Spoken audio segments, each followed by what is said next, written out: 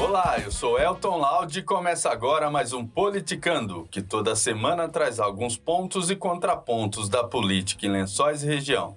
Quer saber o que está dando o que falar nos bastidores? Fique comigo.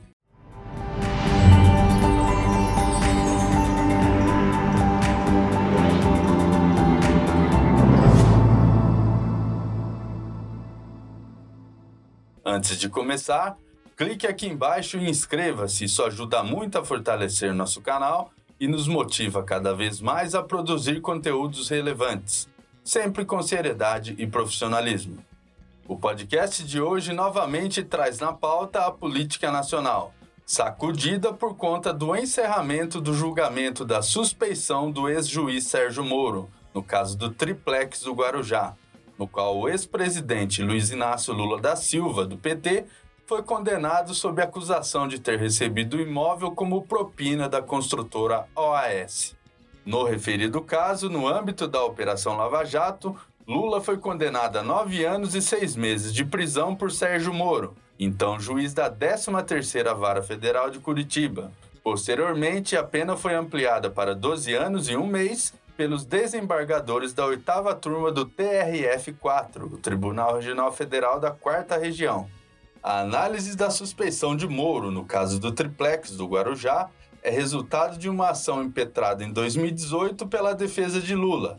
Entre os principais argumentos acerca da parcialidade do então magistrado, foram destacados pontos como os grampos de telefone de advogados do ex-presidente e a condução coercitiva do petista em 2016.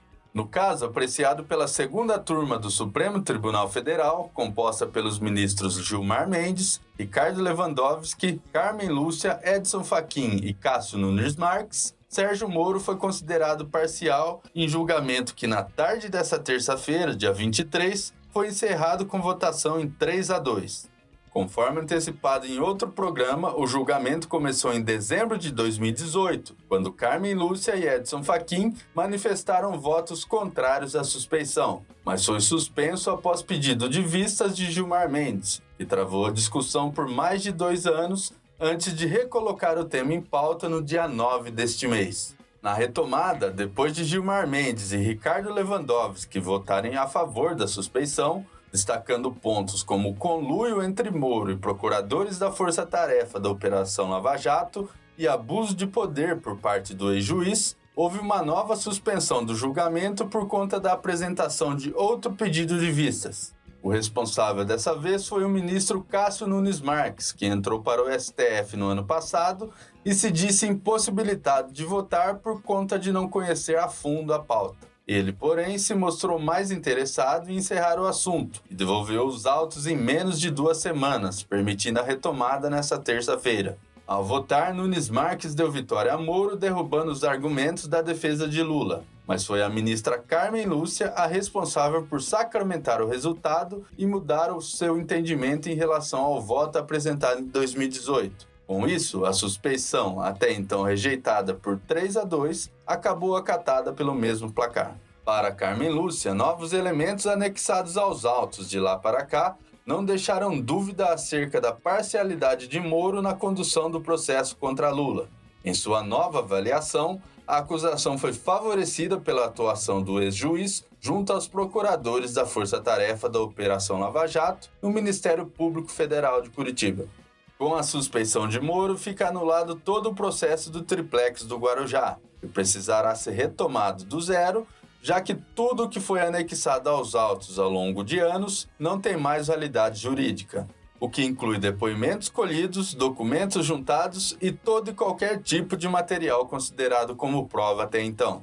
Isso não significa que Lula passou do status de condenado para absolvido. Quer dizer apenas que um novo processo precisará ser feito do início. A decisão também não impacta outros processos da Lava Jato, nem mesmo os que envolvem Lula. Há, porém, a expectativa de que outros réus entrem com ações de suspeição contra Moro.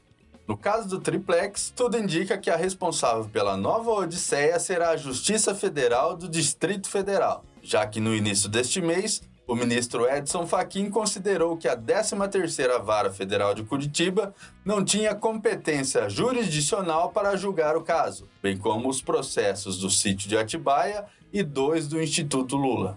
Com a decisão, as condenações contra Lula foram suspensas, fazendo com que o ex-presidente recuperasse os direitos políticos, pelo menos por enquanto. O caso, porém, ainda será debatido pelos outros ministros, já que a Procuradoria-Geral da República apresentou um recurso e Fachin remeteu o caso ao plenário do STF.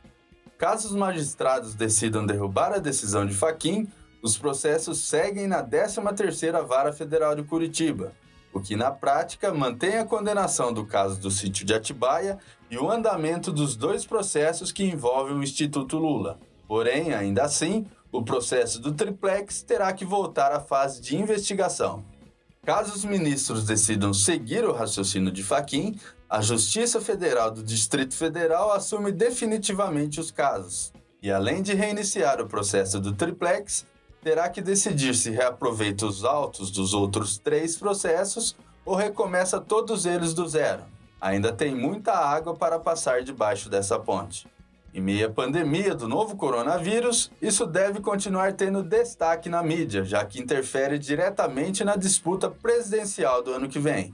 Lula no páreo representa a maior ameaça à reeleição do presidente Jair Bolsonaro, sem partido, e coloca na posição de coadjuvantes todos os demais postulantes. Na lista, por enquanto, figuram nomes como o próprio Sérgio Moro, que ainda não sabe o impacto sobre sua imagem, o sempre candidato Ciro Gomes, do PDT, João Dória e Eduardo Leite, ambos do PSDB, governadores de São Paulo e Rio Grande do Sul, o ex-ministro da Saúde, Luiz Henrique Mandetta, do DEM, e o apresentador Luciano Huck. Por hoje eu fico por aqui. Continue ligado em nossas plataformas digitais e antes de sair, deixe seu like, comente o que achou e compartilhe com os amigos. Ainda não é inscrito em nosso canal? Clique aqui embaixo e não se esqueça de ativar as notificações para ser informado sobre novas publicações. Até a próxima, um abraço!